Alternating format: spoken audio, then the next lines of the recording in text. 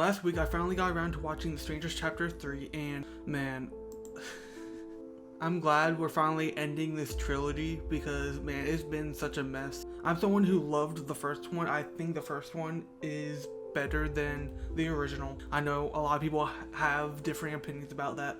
I really liked the first chapter of this trilogy, but then chapter 2 and now chapter 3, they've just left me really disappointed, and I'm really looking forward to the final cut where Randy Harlan said that there's a cut where it's gonna be 3 movies like cut together into one movie that's like 3 hours long or something like that, because this movie really does feel like the first one was the beginning, second one was the middle, third one was the end. It feels like in the first one they actually have a beginning, ending, and conclusion, where in the second movie it just feels like a whole second act, and then the third one feels like the conclusion, a final act, where the first one didn't feel like a part of a trilogy. It felt like it could be its singular movie.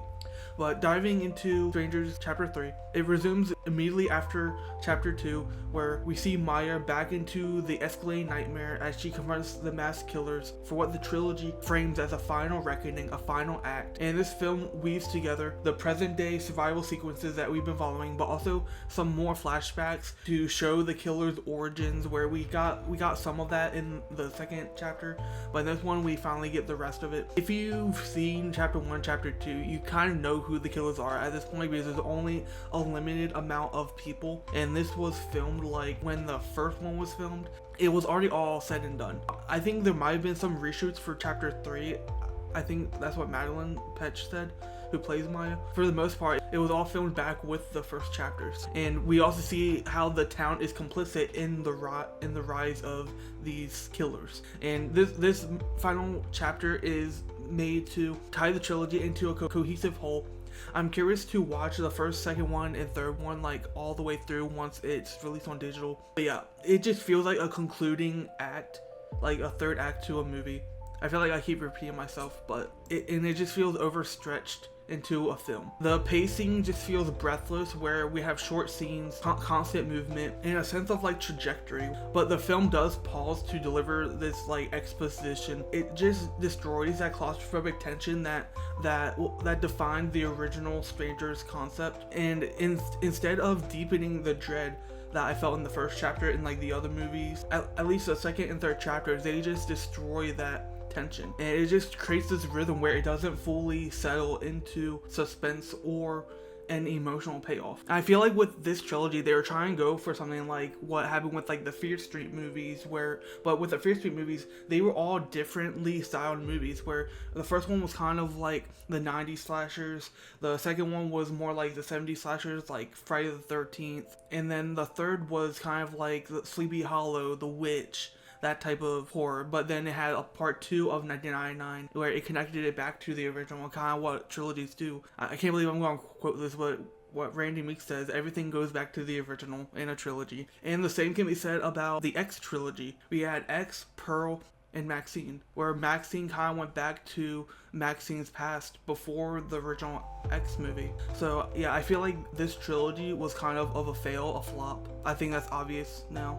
But again, Maya's endurance, where she goes through physical, emotional, and psychological trials, it remains the trilogy's core, where her journey is framed as a descent into terror and then an emergence from that terror. And I said this in the other reviews I've done of this trilogy, but revealing who the strangers are and why they kill just shifts the franchise from existential horror to a more conventional mythology that isn't what the Strangers mythos is. The reason why people like the Strangers is that mystery aspect of you don't know who they are and why they do it because you were here. Like, that is such a terrifying concept, and they just completely ruined it in this trilogy. And it just feels like the more that these movies explain like the lore and the background around these characters, the less frightening the villains become. But I do have to give my flowers to Madeline Petch. I think she did what she could with this trilogy. She delivers a standout performance in this trilogy. Probably like the best thing about these movies. She grounds Maya with a mix of raw fear and simmering rage and exhausted determination. Even when the script lets her down, her commitment to these movies gives the film its emotional spine, and her performance is what carries the weight that the narrative fails to provide. Rennie Harlin's approach leans into the kinetic action, stylized violence, and then the broader mythos, which I've talked about previously, meant to elevate the material, but just the tonal inconsistency, switching between gritty survival horror and heavy-handed exposition, it just prevents the film from achieving the atmospheric dread of its predecessors. And this trilogy just feels like an ambitious experiment that never justifies its expansion on why to give these characters its backstories and why to tell us about it.